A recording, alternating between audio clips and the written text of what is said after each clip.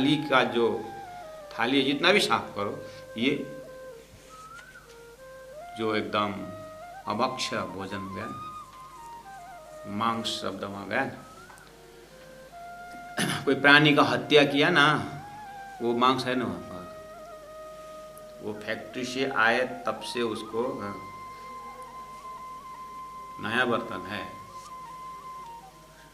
लेकिन अगर वहाँ किसी भी समय अगर मांस वहाँ पर रखा है तो ये जो वेजिटेरियन भक्त के लिए वो अपवित्र है, वो बर्तन अपवित्र है। वहाँ पर ये बर्तन पवित्र नहीं है, ये बर्तन साफ नहीं है, इतना नहीं, साफ नहीं ऐसे नहीं पहुँचेगा। साफ नहीं तो अभी मट्टी लगाया था, कुछ लगाया था, इसीलिए वो साफ करो हो जाएगा। हाँ, वो जो गंदा है वो साफ हो जाएगा। लेकिन जो अपवित्र है, अब वो पवित्र बनने में इतना आसान से पवित्र नहीं होता है। इससे अच्छा बर्तन ही त्याग देगा, उसको पवित्र करने के लफड़ा में नहीं जाएगा। उसको कोई गौंत लगा करके, गोबर लगा करके, अब क्या क्या है पवित्र करने का, होम यज्ञ आदि करके पवित्र करोगे, क्या करोगे। तो वो प्योर वेजिटेरियन वाला के लिए वो बर्तन क्या है, अपवित्र है, वो निर्मल नहीं है। अब वही बर्तन वेजिटेरियन वाले के लिए, नॉन वेज वाले के लिए, मांसाहारी के लिए, बेचारा बर्तन, ये बर्तन को क्या दोष है। और ये बर्तन किसके लिए पवित्र, किसके लिए अपवित्र, ये किसके लिए निर्मल, किसके लिए जो निर्मल। जो मांस को टुकड़ा यहाँ रखे, अब बेचारे देखते हैं अब ये बर्तन कभी भी वो हाथ नहीं लगाएगा, चाहे इसको जितने भी साफ करो, जो भी करो, उसको ये उसके हृदय में ये पवित्र हो गए।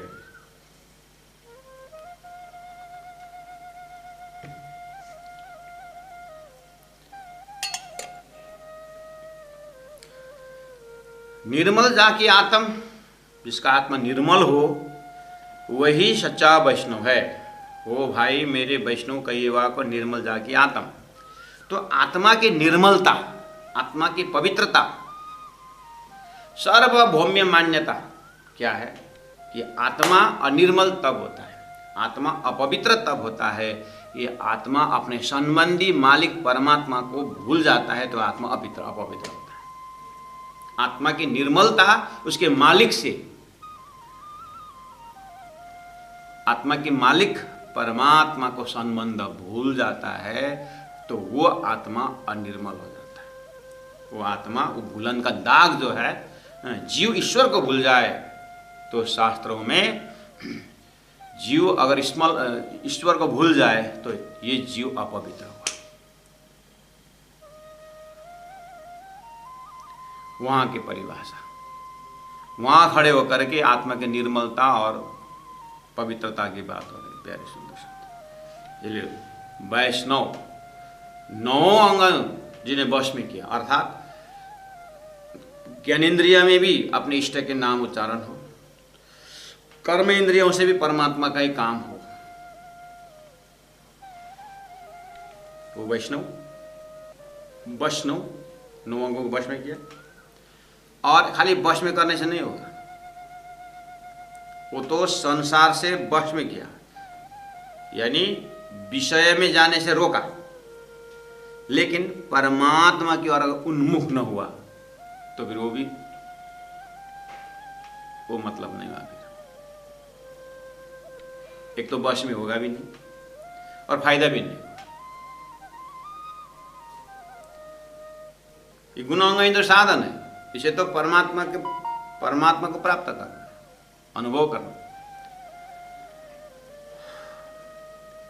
निर्मल जाकी आत्मा, इसका मतलब आत्मा दूषित होती है, आत्मा में दाग लग जाता है, वो है परमात्मा को, अपने सोर्स को भूलने का दाग, वो है अनिर्मलता, अपवित्रता।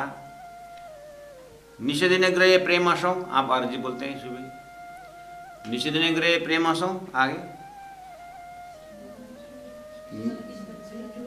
निषेधन ग्राह्य प्रेम श्री युगल स्वरूप के चरण निर्मल होने यही सौ और धाम वर्णन।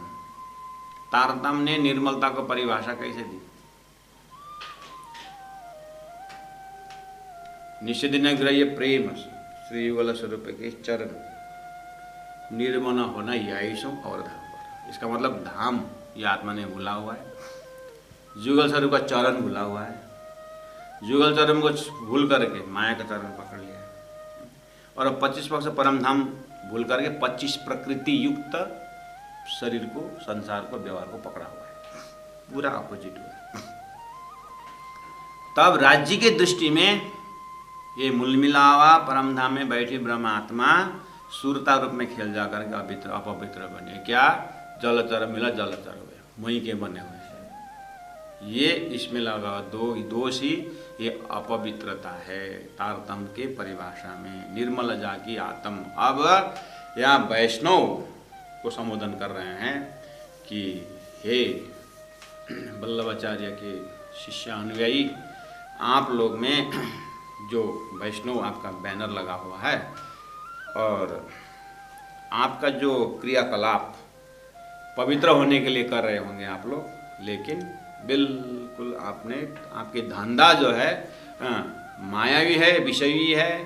और आप आद्य गुरु ने आत्मा का जो संबंध खुराक दिया था वो आपने शरीर में घटा करके बिल्कुल अनर्थ कर रहे हैं। इसीलिए ये नहीं चलेगा। वल्लभाचार्य ने जो इष्ट श्री कृष्ण पकड़ाए हैं, मेरा आद्य गुरु श्री देवचंद्र जी महाराज ने भी कृष्ण पकड़ाए और श्री सद्गुरु महाराज को भी परमात्मा ने माधुर्य भाव की बात की है। अनन्य पराधा सदा प्रेम लक्षण भक्ति पकड़ाए हैं। आपके भी आद्य प्रवर्तक वल्लभाचार्य ने माधुर्य भाव से श्री अनन्य भक्ति से कृष्ण भक्ति पकड़ाए हैं, जो आप में कुछ गड़बड़ दिखाई दे रहा है। और रसरास के प्रेम में बंशी के नाद पर काल माया को शरीर छोड़ करके योग माया को पकड़ाया है और आप उस रास में काल माया को शरीर लेकर के जा रहे हो। ये खतरनाक घंटी है। बहुत सारे ऐसा डिफेक्ट दिखाई दे रहा है। बात खुल के बताना नहीं होता है, बात संकेत किया जाता है।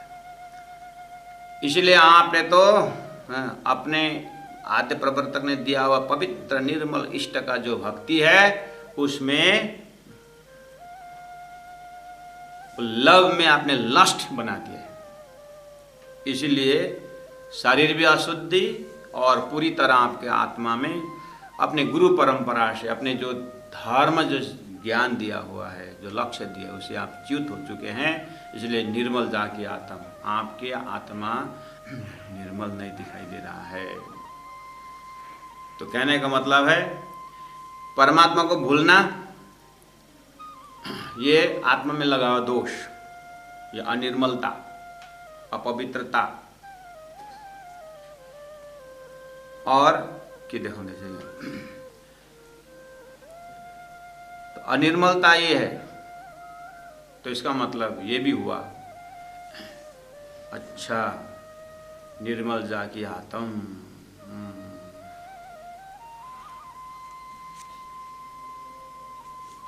तो अपने मालिक को याद करें। अब यहाँ अगर यही परिभाषा से आगे बढ़ेंगे तो जीव की इष्ट मालिक नारायण है, ईश्वरीय आत्मा का मालिक अक्षर है और परम धाम के ब्रह्मात्मा का मालिक अक्षरातीत है। अपने मालिक को भूलना ये जनरल परिभाषा है। अपने तीनों सृष्टि को, अपने अपने लक्ष्य को भूलना ये असर्जकता है और अपवित्रता है। अच्छा, जब तक तारतम्य नहीं आया था, तारतम्य ज्ञान नहीं आया था, जब तक विज्ञान का उदय नहीं हुआ था, तो सबके दिमाग में जितने भी लाल रंग है वो ब्लड ही कहलाता, खून ही कहलाता, एक ही था। विज्ञान का जन्म हुआ तो उसी ब्लड में 4 ग्रुप कर दिया। ऐसे अध्यात्म का पराकाष्ठ विज्ञान, the science of the creation, जैसे तारतम्य ज्ञान धरती में आया तो चेतन में भी एक रिफ्लेक्टेड चेतन, एक डुप्लीकेट चेतन और एक ओरिजिनल चेतन, यानी शुद्ध साकार चेतन और झूठे प्रतिबिंब चेतन, ये भी है साथ साथ में जाना। अब तारतम आने का पूरा संविधान जो शास्त्रों में भविष्य बोला था वो ज्ञान, तारतमेन जानति सच्चिदानंद लक्षणम। अब तारतम ने सच्चिदानंद भूमि को व्याख्या कर दिया और शास्त्रों का सार लक्ष्य बता दिया, सूर्य उदय की भांति सब खुलस्त कर दिया। अब भी फिर भी वो जानबूझ करके उसको खोजी भी नहीं करते आत्मा, जो उस चीज को भविष्यवाणी को खोजी करते हुए तारतम तक नहीं पहुंचते हैं। शास्त्र तो पढ़े हैं और देश काल परिस्थिति भी बताया हुआ है, जानबूझ करके भी वो समय को नहीं पकड़ते हैं, उस स्वरूप को नहीं पकड़ते हैं। और अनजाने में गया तो उस तो माफी है, लेकिन जानबूझकर विद्वत समाज इस चीज को जानते हैं। सिंपल सी बात, श्रीमद् भागवत को बार बार सुनते हैं और श्रीमद् भागवत में कहा है कि अनन्यस भक्ति की बात की है और ब्रजरास का प्रेम ही आत्मा का सार है और आत्मा को परमात्मा में प्राप्त करने का मार्ग प्रेम का मार्ग है। ये जानबूझ करके सुखदेव व्यास के वचन से, जिनमें अपना आस्था है, व्यास जी के नाम पर गुरु पूर्णिमा मनाते हैं, ये जानबूझ करके विद्वान जब सामने वाले जीव को कर्मकांड करवा करवा करके वैकुंठ ही स्वर्ग ही पकड़ाते हैं, तो ये आत्मा का कार्य अनिर्मल है, अपवित्र है। ये इनका कार्य अपवित्र है, इसलिए दर्जा अनुसार का पवित्र अपवित्र होता है। सभी कार्य सभी के लिए अपवित्र नहीं होता। लोग पूछते हैं महाराज जी ये अंत्येष्टि 3 दिन में खत्म करना अच्छा है कि 7 दिन में करने की 13 दिन को पूरे करना है क्या ये अंत्येष्टि, क्यों किसकी है? मुझे एक जने ने पूछा था, आप तो प्रणामी है ना? हाँ, आप तो कर्मकांड नहीं मानते हैं ना? कर्मकांड नहीं मानते। किसने बोला?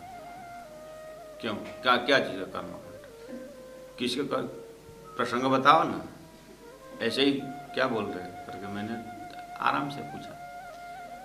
नहीं मतलब कोई घर में कोई गुजर गया ना, उसका अंत्येष्टि कर्मकांड, आपका पिताजी गुजरे, आप कर्मकांड करे ना करे, मुझे क्या जरूरत, और मेरा पिताजी का कर्मकांड मैं करूं या ना करूं, आपको क्या मतलब? मेरे पिताजी का कर्मकांड मैं करूं या ना करूं, आपको क्या जरूरत है जानने की? Do your mind your business, why you poking your nose? इतना ही धंधा, अब इतना ही बचा क्या? कौन कर्मकांड कर रहा है नहीं कर रहा है देखने का।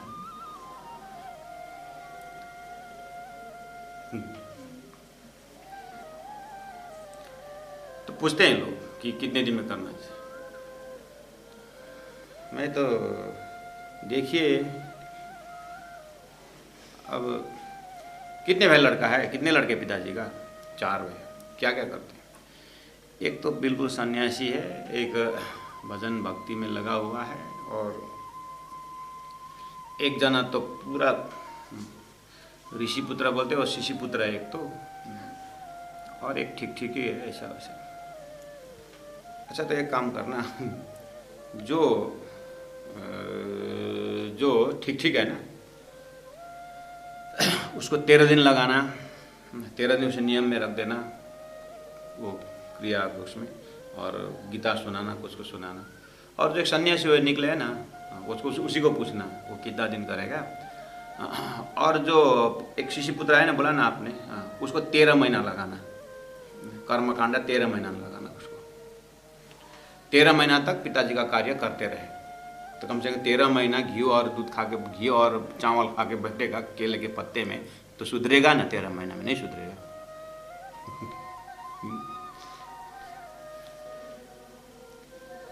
सबके बराबर कर्म ही विलक्षण है। इसीलिए ये सब चीज को बातून्य अर्थ में जान करके ज्ञानी वहां से निकल जाता है। सबके लिए जरूरी है, मैंने बोला ना।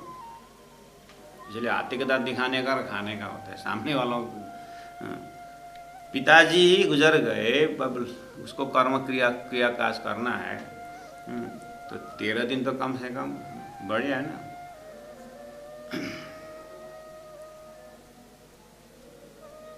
तो भजन भक्ति करने को मिलेगा ऐसा। अब 13 दिन में ताश जुआ खेल करके बिताता तो 13 वर्ष करे तो भी पार नहीं लगे। हाँ, चलो इस सब बात को छोड़ दीजिए। निर्मला जाकी आत्म, जिसकी आत्मा निर्मल हो, तो एकदम टू द पॉइंट परिभाषा है। आत्मा अपने संबंधी परमात्मा को भूले तो ये आत्मा पवित्र।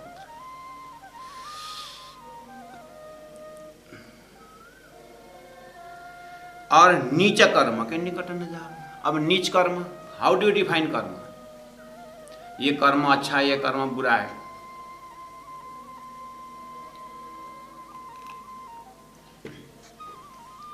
वो कर्म को कैसे डिफाइन करेंगे? इसीलिए सनातन धर्म में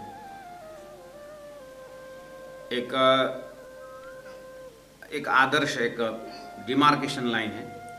वेद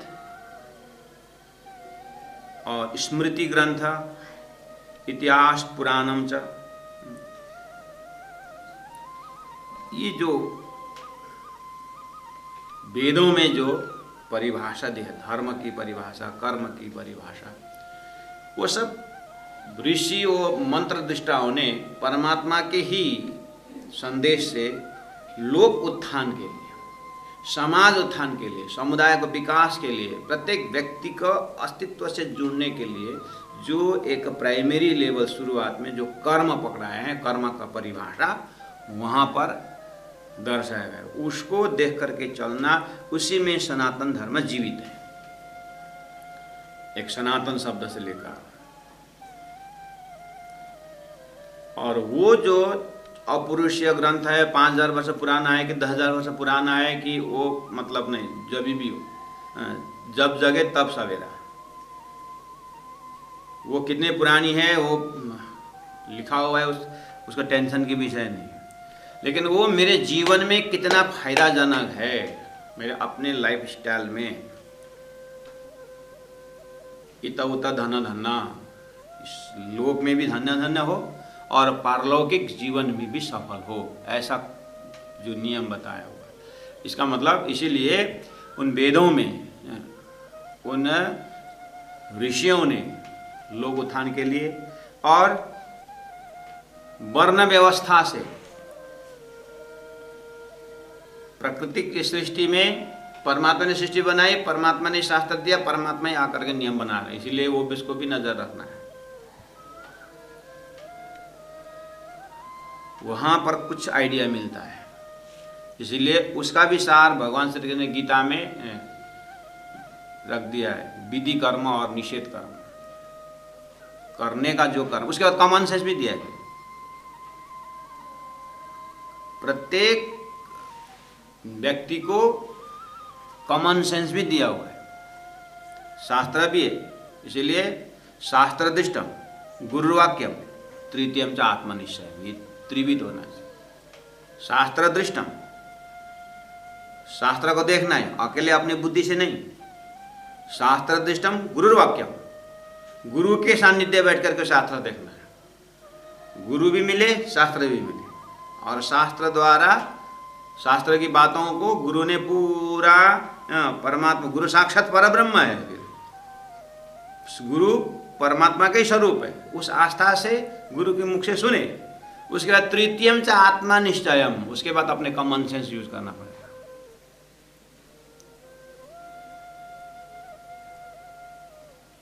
तो वो एक सूत्र है कि हाउ टू डिफाइन कर्म, नीच कर्म के निकटन। और नीच कर्म क्या है इसका मतलब? अब नीच कर्म किसे कहते हैं?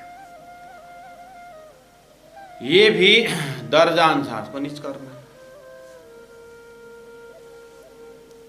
सभी कर्म सभी के लिए नीच नहीं होता है। इसलिए गहनो कर्म न गति, ये कर्म की परिभाषा बहुत विचित्र।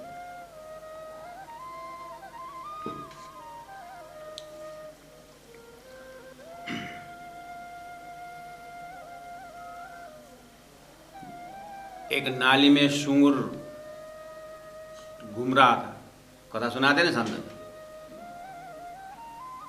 नारद जी पहुंचे, ओए सूंगर स्वर्ग जाएगा? बेचारा सूंगर ने आवाज तो सुनाई दिया, लेकिन ऊपर देखा नहीं, वो व्यस्त था। आवाज किसकी आ रही उसकी तरफ नहीं देखा, वो व्यस्त था नाली में। तो फिर दोबारा, ऐ सूंगर स्वर्ग जाएगा? मैं तेरे को स्वर्ग ले जाएगा तो मैं लेने आया हूँ। सूंगर बोलता है मुख उठाए बिना, वहां मेरा लायक को खुराक मिलता है?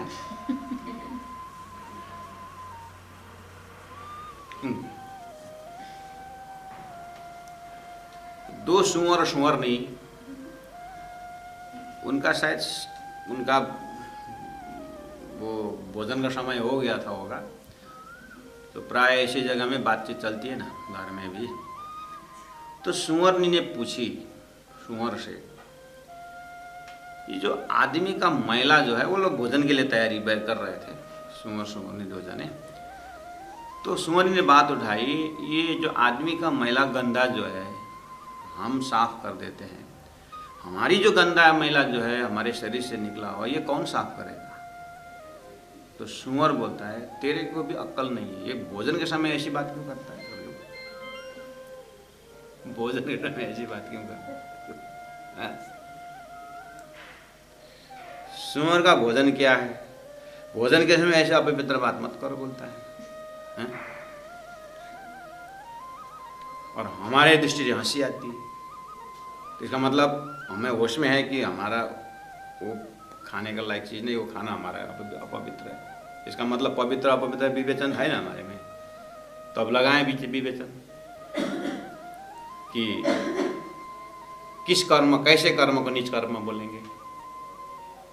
तो नीच कर्म को उल्टा भी होगा, तो फिर ऊंचा कर्म या पवित्र कर्म, शुद्ध कर्म होगा ऐसा। तो कर्म यहाँ बीच में रखिए, और शुद्ध कर्म अशुद्ध कर्म है, नीच कर्म उच्च कर्म है इसका मतलब। लेकिन किसके लिए नीच? क्योंकि सृष्टि त्रिधा सृष्टि पूरा प्रोक्ता, संसार 3 प्रकार के सृष्टि में 3 चेतना है। तो जीव सृष्टि के हिसाब से उच्चतम सुंदर कर्म, पवित्र कर्म जीव सृष्टि के हिसाब से हो सकता है, ईश्वरी के लिए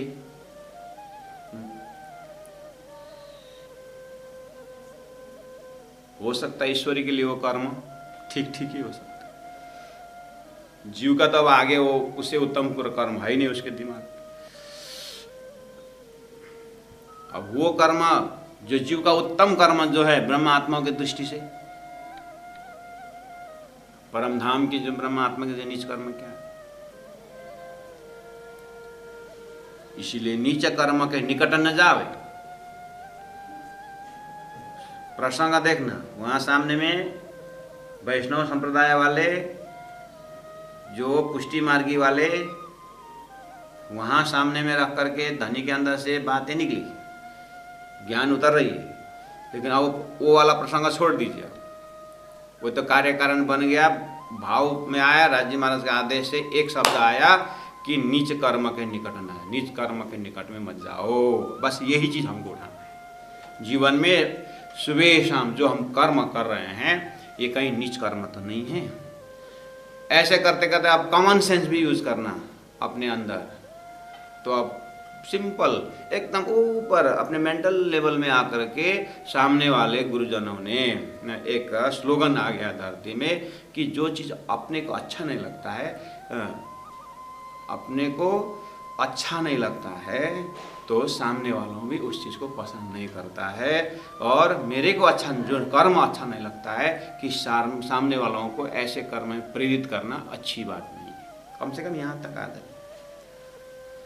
थोड़ा थोड़ा कर्म के परिभाषा कर, ये सिंपल ढंग में समझा है। सपोज मुझे मेरी कोई चीज़ चोरी हो गई, मेरी को एकदम प्रिय वस्तु की चोरी हो गई, तो मुझे अच्छा नहीं लगा, किसने चोरी किया, बहुत दर्द हुआ, तो समझ लेना चाहिए कि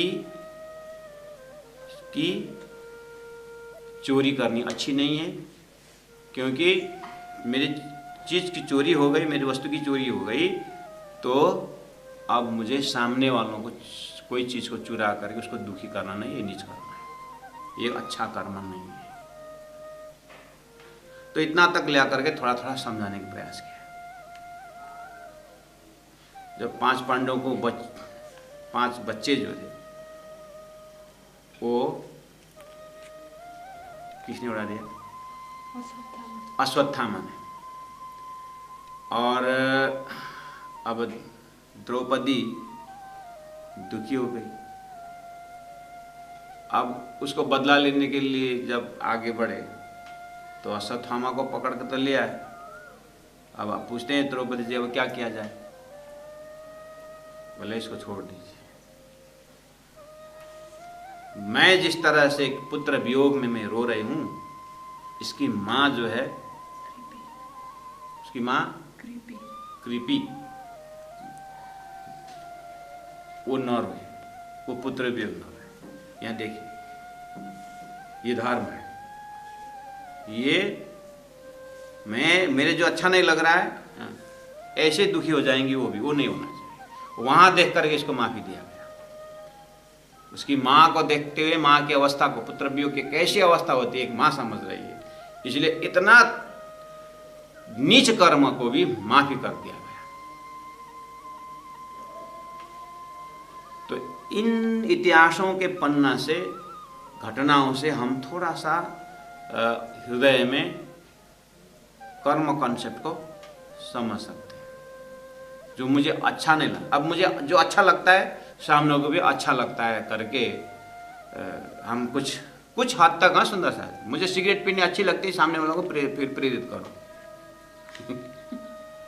यहाँ, इसलिए तो कर्म गड़बड़ हो जाता है फिर कुछ हद तक व्यवस्थित।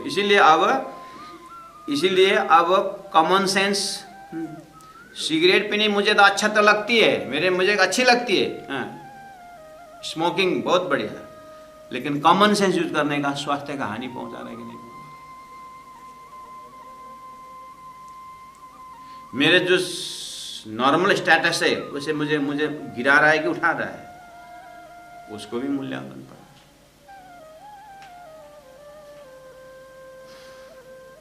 जो सामने को अच्छी लगती है, सामने को अच्छी लगती है, हम बुरी लगती है तो समझ में अच्छी लगती है। अब ये परिभाषा, चोर को वो बैंक तोड़ के ले आना उसको तो अच्छा लगता है, और दूसरों को भी चोरी करने के भेजे, ये तो फिर अच्छा नहीं होना। तो स्वयं अच्छा लगने के नहीं। अब बस ये जगह में नीति क्या कहती है, इस जगह में धर्मशास्त्र क्या कहता है। और धर्मशास्त्र को पढ़ना लिखना तो है ही नहीं, चलो धर्मशास्त्र पढ़े लिखे नहीं, ठीक है। अपने सामने में पंचम वेद तो होंगे ना, घर में दादाजी पिताजी तो कोई नहीं तो होंगे, कुल में कोई ना कोई एक तो विवेकी होगा, कोई ना कोई परमात्मा का स्वरूप आया होगा, वहीं पूछो ना फिर। इसलिए तो बुजुर्गों को सम्मान देना बोलते हैं। उनके पास होता है पंचम वेद। 4 वेद तो आपने सुना है, पंचम वेद सुना है? 5वां वेद वो अनुभव का वेद है, वो घर में दादाजी के पास होता है। 15 साल 20 और 25 साल के तो 2 भाई घर में, हम ऐसा फैक्ट्री खोलेंगे, ये खोलेंगे, वो खोलेंगे, ऐसा पूरा सलाह कर रहे हैं। बगल में उसके दादा ग्रैंड फादर सुन रहे हैं, ये लोग फैक्ट्री तो डाल रहे हैं, रॉ मटेरियल कितने दूरी में, मार्केट कहाँ क्या करने का है, वो बात तो निकलता ही नहीं।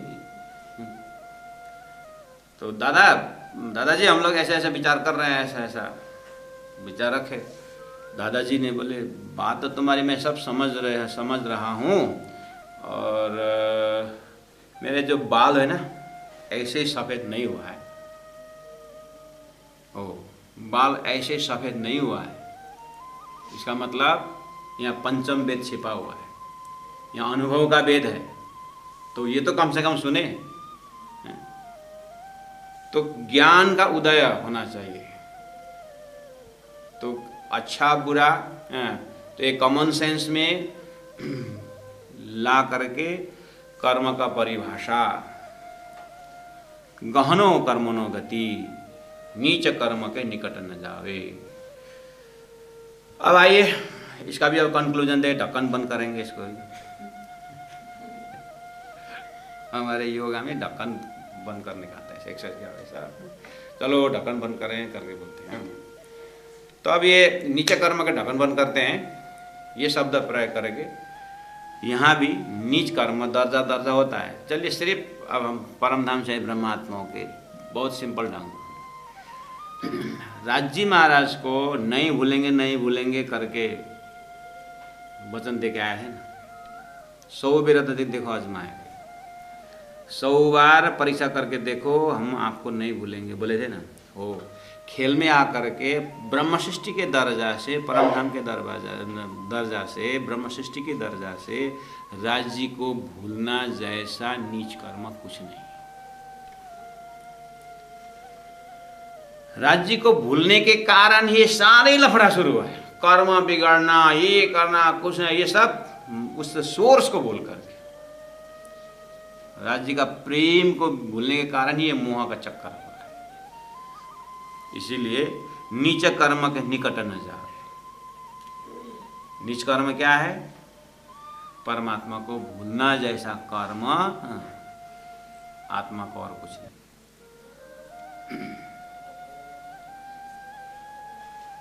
चले ना,